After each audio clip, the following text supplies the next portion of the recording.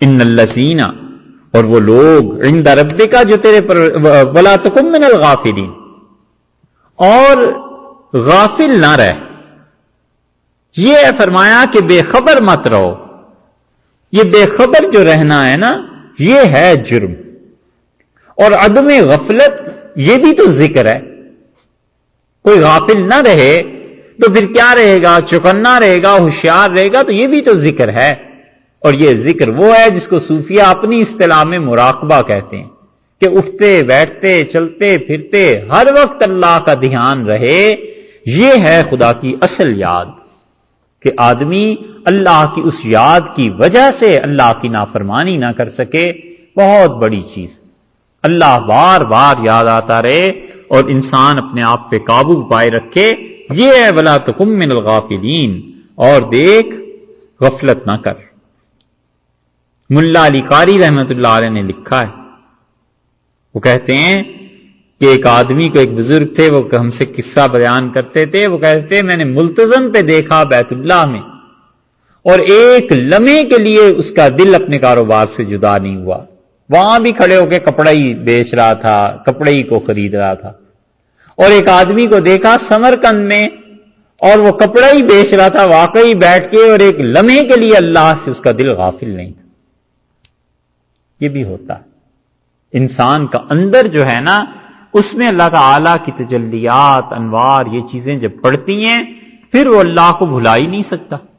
اللہ تعالی ہی کے ساتھ جیتا ہے، اسی کی ذات پاک سے سب کچھ حاصل کرتا ہے.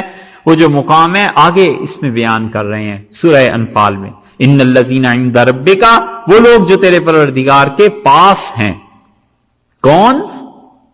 ملائکہ، فرشتے، یا یہ کہ جن کا تزکیہ ہو گیا ہے، یا وہ لوگ جو ولایت کے درجے میں پہنچ گئے ہیں. سب چیزیں مفسرین نے لکھی ہیں. لا یستکبرون، وہ جو اللہ کے بندے ہیں وہ متکبر نہیں ہوتے.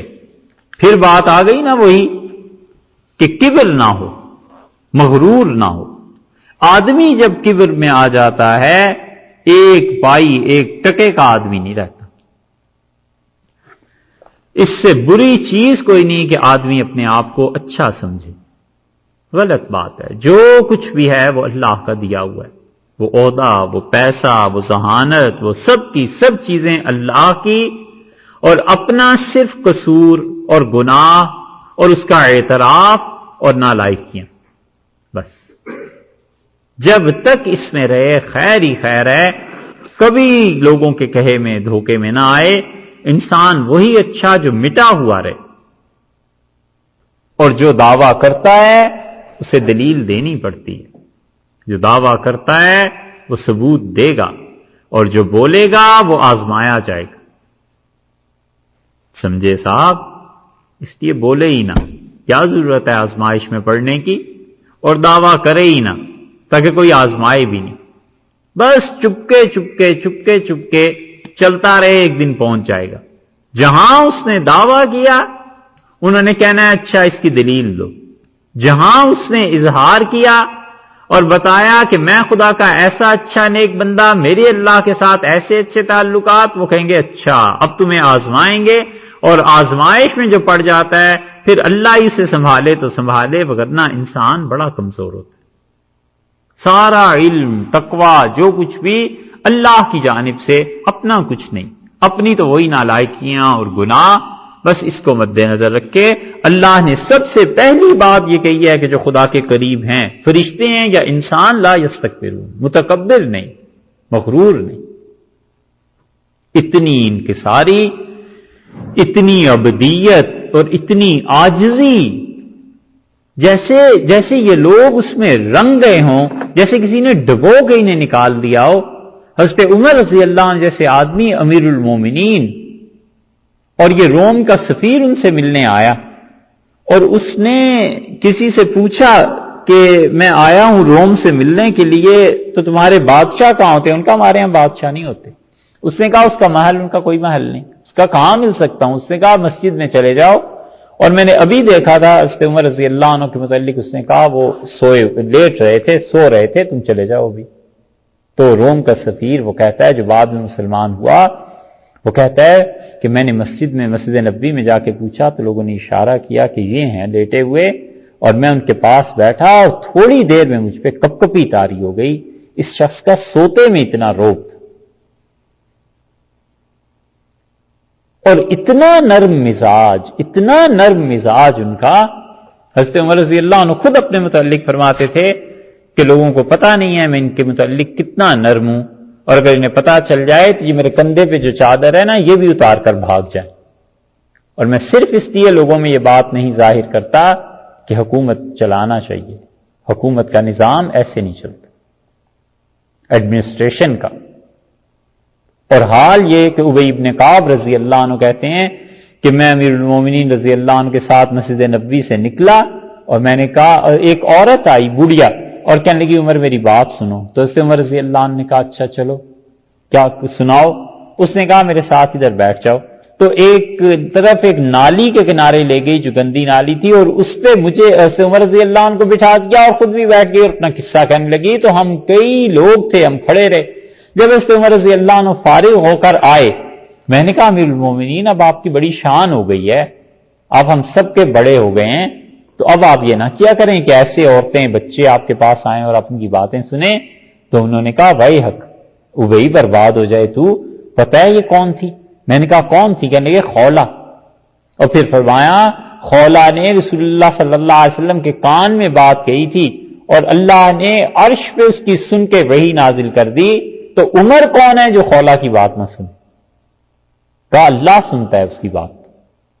ایسے مٹے ہوئے لوگ، علم تقوی سب چیزیں، مگر دیکھنے میں ایسے نظر آتے تھے جیسے ان کو کچھ آتا ہی نہیں. حضرت قاسم نانوتوی رحمۃ اللہ علیہ جا رہے تھے، ایک آدمی راستے میں ملا اور کہنے لگا کہ آج سود کا کیا بھاؤ ہے. وہ سمجھا جلاہا ہے. اتنا علم اور اتنا سب کچھ، اور وہ آدمی راستے میں ملا اور کہنے لگا آج سود کس بھاؤ بک رہا ہے، یعنی مارکیٹ میں کیا ریٹ ہے. تو حضرت نے بھی صحیح جواب دیا. حضرت نے فرمایا آج بازار جانا نہیں ہوا. بات بھی صحیح کہی. تو ایسے لوگ تھے سادے بالکل. اور اب بھی ہندوستان کے علماء میں ابھی تک بھی یہ بات پائی جاتی، ایسے سیدھے سادے بیچارے.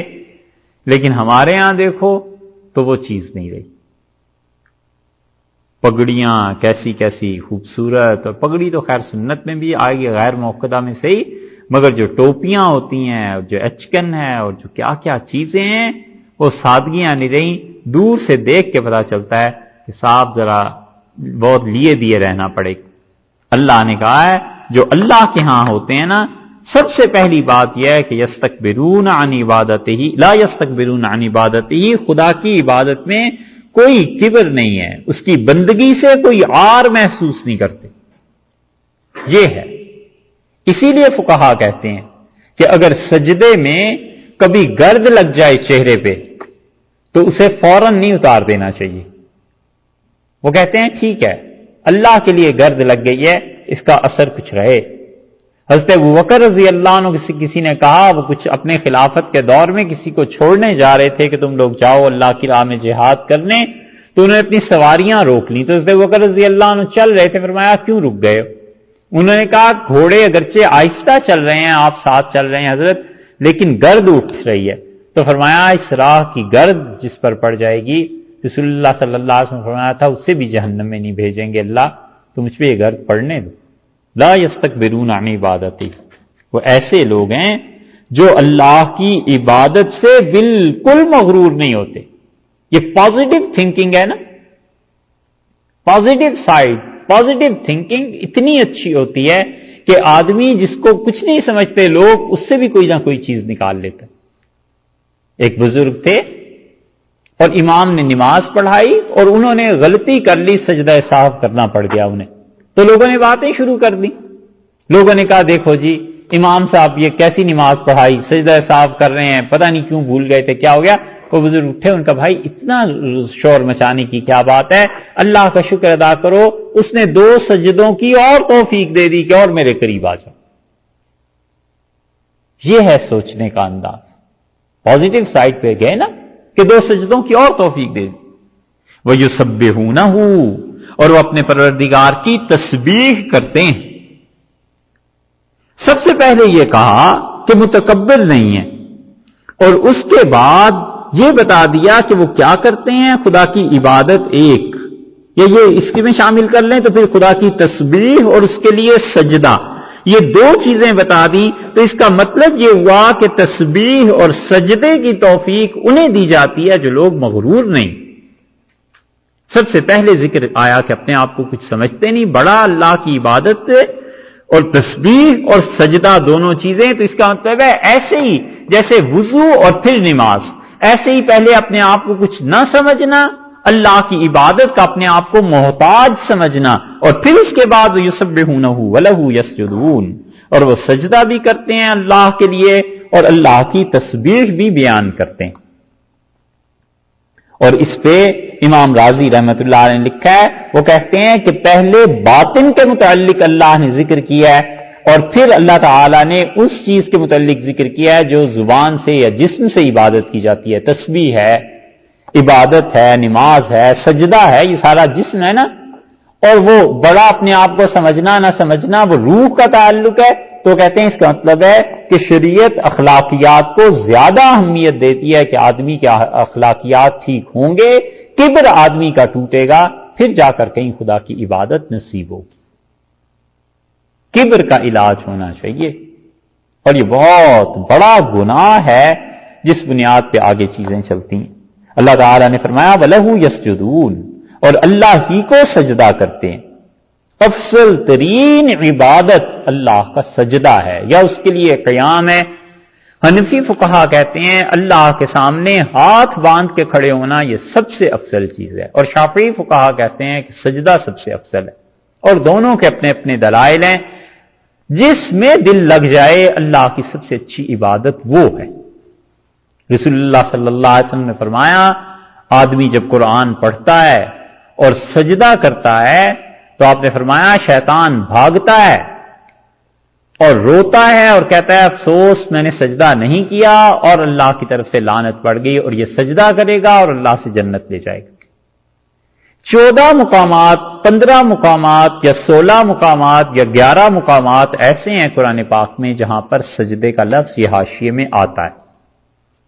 امام مالک رحمت اللہ علیہ کے نزدیک 11 سجدے ہیں قرآن پاک میں، اور ہمارے نزدیک 14 سجدے ہیں جو فرض واجب ہیں اور 15واں سجدہ مستحب ہے، اور امام شافعی رحمت اللہ علیہ کے نزدیک بھی 14 سجدے ہیں اور 15واں سجدہ ان کے نزدیک بھی مستحب ہے۔ ہمارے نزدیک 14 سجدے یہ ہیں جو قرآن پاک میں آئے ہیں۔ پہلا سجدہ یہاں سورہ اعراف میں ہے، اور اس کے بعد آگے جا کر سورہ 30ویں پارے میں جو آخری سجدہ آتا ہے بس وہاں تک 14 سجدے ہیں، اور سورہ صاد میں ہمارے نزدیک سجدہ ہے، اور سورہ حج میں ایک سجدہ ہے، پہلا دوسرا نہیں۔ یہ 14 سجدے، اور امام شافعی رحمت اللہ علیہ کے نزدیک سورہ صاد میں کوئی سجدہ نہیں، اور وہ سورہ حج کے 2 سجدے مانتے ہیں۔ حضرت عمر رضی اللہ عنہ بھی سورہ حج میں 2 سجدے فرماتے تھے۔ موطا امام مالک کی روایت میں آیا ہے، ہمارے نزدیک وہ جو دوسرا سجدہ ہے نا سورہ حج کا، وہ عزائم میں سے نہیں ہے۔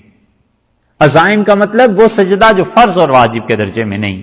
حنفی فقہا نے 2 قسمیں سجدے کی ہیں، وہ کہتے ہیں کہ عزائم میں سے ہے ولیست من العزائم، اور یہ عزائم میں سے نہیں ہے، یعنی جو فرض ہے اور جو فرض نہیں ہے، تو وہ سورہ حج کا دوسرا آخری سجدہ فرض نہیں مانتے، اس لیے وہ کہتے ہیں یہاں پہ سجدہ کرنا مستحب ہے، 15واں سجدہ ہے، کر لے اچھی بات ہے، نہ کرے تو کوئی حرج نہیں۔ اور امام شافعی رحمت اللہ علیہ اس سجدے کی مانتے ہیں، دوسرے کو سورہ حج کے اور صاد والے سجدے کو نہیں فرماتے، وہ اس کا حکم نہیں دیتے۔ بہرحال اور امام مالک رحمت اللہ علیہ کے نزدیک 11 سجدے، اس کی تفصیلات فقہا کے یہاں لکھی بھی ہیں۔ یہاں پر جو سجدہ ہے، اب جو واجب سجدے ہیں ہمارے نزدیک، واجب سجدے کی تمام وہ شرائط ہیں جو شرائط نماز کے لیے، وضو کا ہونا یہ فرض ضروری ہے سجدے کے لیے، اگر وضو نہیں ہوگا تو سجدہ بھی نہیں ہوگا۔ بعض تفسیریں جو اردو میں لکھی گئی ہیں انہوں نے یہاں پر لکھ دیا ہے کہ ہمارے خیال میں سجدے کے لیے وضو کا ہونا ضروری نہیں، لیکن یہ ان کی غلطی ہے۔ فقہی مسائل میں جب بھی لوگ دخل دیتے ہیں نا پھر ایسی غلطیاں کرتے ہیں. حنفی فقہا سارے کے سارے وضو کے باب میں یہ سجدے کے باب میں یہ لکھتے ہیں کہ اس کے لیے وضو کا ہونا یہ ضروری. سجدے کا سنت کے مطابق طریقہ یہ ہے کہ آدمی کھڑا ہو جائے اور کھڑے ہو کے اللہ اکبر کہے اور سجدے میں چلا جائے جیسے سجدہ کرتے ہیں کہ اپنے دونوں پاؤں کی انگلیوں کا رخ قبلے کی طرف کر لے, دونوں ہاتھوں کی انگلیوں کو بند کرے اور ناک اور پیشانی اللہ کے لیے زمین پہ رکھے اور 3 مرتبہ سبحان ربی الاعلی یہ پڑھے جیسے کہ پڑھا جاتا ہے, اور اگر اس سے بھی اضافہ کرے تو وہ دعا جو رسول اللہ صلی اللہ علیہ وسلم سجدے میں پڑھتے تھے اس کو پڑھ لے.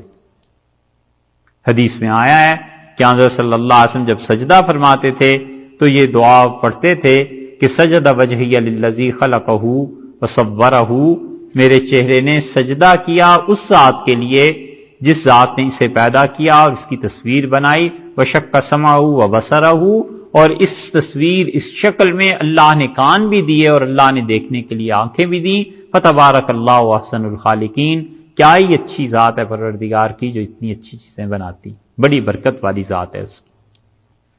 اور کبھی کبھی رسول اللہ صلی اللہ علیہ وسلم یہ پڑھتے تھے کہ اللہم اکتب لی عندک بہا اجرن, اے اللہ یہ جو سجدہ کر رہا ہوں اس سجدے کو قبول فرما کے میرا اجر لکھ دے, مجھے ثواب اس پہ عنایت فرما. وضع عنی بہا وزرن, اور اللہ اس سجدے کی وجہ سے میرے گناہوں کو معاف فرما دے. وتقبلھا منی, اور اللہ اسے میری طرف سے ایسے ہی قبول فرما لے کما تقبلتھا من عبدک داؤد, اللہ جیسے آپ نے اپنے نبی حضرت داؤد علیہ الصلوۃ والسلام کے سجدے کو قبول کیا تھا. یہ دعا مانگ لے بہت اچھا ہے, وگرنہ 3 مرتبہ سبحان ربی العظیم سبحان ربی الاعلی پڑھ کے اللہ اکبر کہہ کے اٹھ جائے, بیٹھ جائے یا کھڑا ہو جائے, بس سجدہ یہ سارا سنت کے مطابق ہو گیا. بیٹھ کے سجدہ کر لے تو بھی ٹھیک ہے, یعنی بیٹھا ہوا ہے اور بیٹھنے میں سجدے میں چلا گیا تو بھی ٹھیک ہے. اور جہاں جہاں قرآن پاک کے کناروں پر سجدہ لکھا ہوتا ہے نا یہ واجب ہے سوائے حج کے, سورہ حج کے دوسرے سجدے کے کہ وہ ہمارے نزدیک سنت ہے. اور سجدے کی آیت کو جو شخص پڑھتا ہے اس پر بھی سجدہ کرنا واجب ہے اور جو سنتا ہے اس پر بھی واجب, جیسے ہم نے اسے پڑھا ہے یہ بھی واجب ہو گیا, اور جو سنتا ہے اس پر بھی واجب ہو جائے گا جسے آپ نے سنا. ہاں کوئی آدمی پڑھے ایسے جیسے پہاڑ پہ کھڑے ہو کے, تو پہاڑ میں آواز ٹکرا کے واپس آتی ہے نا, تو اصلی آواز تو نہ رہی, وہ تو ٹکراؤ گونج کی وجہ سے پیدا ہوئی ہے. تو گونج کی وجہ سے, یا کنویں میں کھڑے ہو کے کسی نے آیت سجدے کی پڑھی اور اوپر کچھ لوگ کھڑے تھے, تو فقہا لکھتے ہیں جو گونج کی وجہ سے آواز پیدا ہوگی اس کا سبب اس کی زبان سے پڑھنا نہیں ہے, اس کا سبب وہ گونج ہے, پہاڑ ہے, ٹکراؤ ہے, اس وجہ سے وہ ایکو ہی پیدا ہوئی نا. وہ کہتے ہیں اس کی وجہ سے سجدہ واجب اس پر نہیں ہوگا, پڑھنے والے پر ہوگا, سننے والوں پر نہیں ہوگا. اور اسی سے دلیل لی ہے کہ ریڈیو میں یا ٹیپ ریکارڈر میں اگر وہ کیسٹ چل رہی ہے تو اس سے سجدہ اگر کوئی ہوگا, سجدے کی آیت سنے گا تو اس پہ سجدہ واجب نہیں ہوگا ہمارے حنفی فقہا کے نزدیک, کیونکہ وہاں زبان سبب نہیں ہے, سبب اس کا وہ ریڈیو یا جو چیز بھی ہے ٹیپ ریکارڈر ہے اس سے. تو وہ کہتے ہیں اس سننے والے پر سجدہ واجب نہیں ہے. اسی طرح قبلہ رخ ہونا, وضو کا ہونا, یہ سب چیزیں جیسے کہ عرض کیا شرط ہیں سجدے کے لیے, اس کے بغیر نہیں ہوگا. اور بعض لوگ قرآن پاک پہ ہی سجدہ کر دیتے ہیں, یہ تماشا دیکھا ہے کبھی, ہے نا؟ اس طرح سجدہ نہیں ہوتا. قرآن پاک کو ایک طرف رکھ لیا جائے اور پھر زمین پر سجدہ کیا جائے, سجدہ اس طرح ہوتا ہے. اور بہتر تو یہ ہے کہ جب سجدے کی آیت پڑھے یا سنے اسی وقت سجدہ کر لے, لیکن ایسے نہ ہو بعد میں یاد نہ رہے. اور وگرنہ اگر یاد رہنے کا ہے تو بعد میں کر لیں. ایسے ہی خواتین کے لیے وہ دن جن میں وہ نماز ادا نہیں کر سکتی, ان دنوں میں اگر وہ کوئی آیت کریمہ سن لیں گی تو چاہے براہ راست ہی کسی سے سن لیو, سجدہ واجب نہیں ہوتا. کیونکہ وہ کئی دن ہیں، اس حالت میں سجدہ واجب نہیں ہوگا. اور اگر حالت ایسی ہو مرد و عورت کی کہ غسل کرنا ہے، اس حالت میں سن لے گا تو یہ تو حالت تھوڑی دیر کے لیے ہے، اس میں سجدہ واجب ہو جائے گا. دونوں کا فرق سمجھے؟ تو اس حالت میں سجدہ اگر سنے گا کوئی کسی سے آیت اس کی تو واجب ہو جائے گا. اور بیماری کی حالت میں سجدہ ایسے ہی کیا جائے جیسے نماز پڑھی جاتی ہے. اگر وہ اشاروں سے پڑھ رہا ہے تو اشاروں سے ہی سجدہ کر لے. اور نماز میں سجدے کی آیت پڑھنے میں سجدہ 3 طرح سے کیا جا سکتا ہے. ایک تو سجدہ یہ کیا جا سکتا ہے کہ نماز میں سجدے کی آیت پڑھی اور اللہ اکبر کہہ کے سجدے میں چلے گئے، جیسے تراویح میں کرتے ہیں، اور اٹھ کے پھر اس کے بعد قرات شروع کر دی. دوسری صورت یہ ہے کہ رکوع میں جو جانا ہے اس رکوع میں نیت کر لے سجدے کی، یہ بھی سجدہ ادا ہو جائے گا. اور تیسری صورت یہ ہے کہ نماز میں سجدے کی آیت پڑھی اور نماز میں سجدہ نہیں کیا بلکہ نماز ہی کا سجدہ تھا، تو وہ اس انسان کی طرف سے ہو جائے گا، لیکن ایسا کرنا مناسب نہیں. نماز میں سجدے کی آیت پڑھی تو وہ آیت پڑھنے کے فوراً بعد اصل میں تو نماز میں سجدہ کرنا تھا، اور سورت پڑھ کے پوری کر کے رکوع میں چلے گئے اور اس آیت کو پڑھ کے فوراً سجدہ نہیں کیا تو 2 یا 3 آیتیں اور پڑھ لیں، سجدہ کر لیا تو بھی درست ہے. اگر اس سے زیادہ پڑھ لیا پھر سجدہ کیا پھر بھی درست ہے، لیکن یہ مناسب نہیں. اور نماز میں سجدے کی آیت پڑھی اور نماز ہی میں سجدہ نہیں کیا، اب نماز پڑھنے کے بعد سلام پھیر کے خیال آیا کہ میں نے سجدہ کرنا تھا، اب کوئی صورت نہیں، اب استغفار کرے، اللہ سے معافی مانگے. اور رکوع میں چلے گئے تو رکوع میں ہو جائے گا.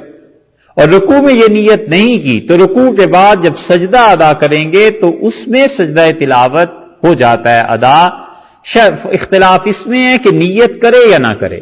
بعض فقہا کے ہاں تو کہتے ہیں وہ نیت بھی نہ کرے تو بھی ادا ہو جائے گا کیونکہ سجدہ تو اس نے کیا. اس صورت میں تو پھر نماز پوری ہو گئی تو بھی گناہ گار نہیں ہو. لیکن جو کہتے ہیں کہ نیت کرنی چاہیے وہ کہتے ہیں کہ گناہ گار ہوگا کیونکہ اس نے سجدہ تلاوت نہیں کیا، یہ نماز کا سجدہ کیا ہے، اس لیے بہتر ہے اس اختلاف سے بچے اور سجدے کی نیت کر لے. نماز پڑھنے میں کسی اور سے سجدے کی آیت سنی، آپ نماز پڑھ رہے ہیں، ساتھ کوئی تلاوت کر رہا تھا، اس نے سجدے کی آیت پڑھی اور آپ نے سن لی، تو اب نماز میں سجدے کی کوئی صورت نہیں ہے کہ اس میں کیا جائے، بعد میں کرنا پڑے گا. اور اگر نماز ہی میں کر لیں تو سجدہ ادا ہی نہیں ہوگا، دوبارہ پھر کرنا پڑے گا اور گناہ بھی ہوگا اپنی نماز کو ڈسٹرب کرنے کا. ٹھیک ہے؟ ایسے ہی ایک جگہ بیٹھ کے سجدے کی آیت کو بار بار دوہرا رہے ہیں اور آخر پہ اس نے ایک سجدہ کر لیا، جگہ نہیں بدلی، بس ایک سجدہ کر لیا، سب کا کافی ہو جائے گا. قرآن یاد کر رہا ہے، ایک آیت کو 50 مرتبہ مثلاً پڑھتا ہے تو بس ایک سجدہ کافی ہو جائے گا. اور اگر جگہ بدلتا رہا، تھوڑی دیر یہاں پڑھا پھر تھوڑی دیر وہاں پڑھا پھر تھوڑی دیر بعد، تو مجلس کے بدلنے سے پھر سجدہ اس پہ اسی حساب سے واجب ہو جائے گا. اور ایسے ہی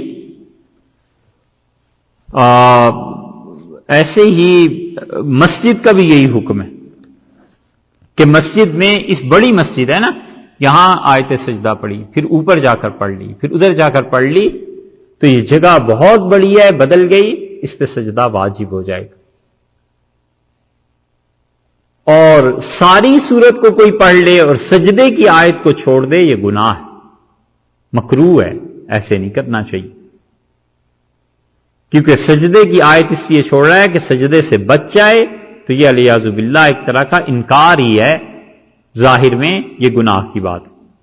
اور ساری صورت میں کوئی آیت نہ پڑھے، صرف سجدے کی آیت پڑھ لے تو کوئی حرج نہیں ہے کیونکہ اس نے کوئی گناہ کا کام نہیں کیا. تو اس لیے یہ سجدہ واجب ہے، اس کے یہ موٹے موٹے مسائل ہیں. عصر کے بعد اگر سجدہ واجب ہو جائے تو اسے اسی وقت کر لینا چاہیے، اس لیے کہ جیسا اس پہ واجب ہوا ویسے ہی اس نے ادا بھی کر لیا. سورہ اعراف کے بعد اب بات آئی ہے سورہ انفال پہ.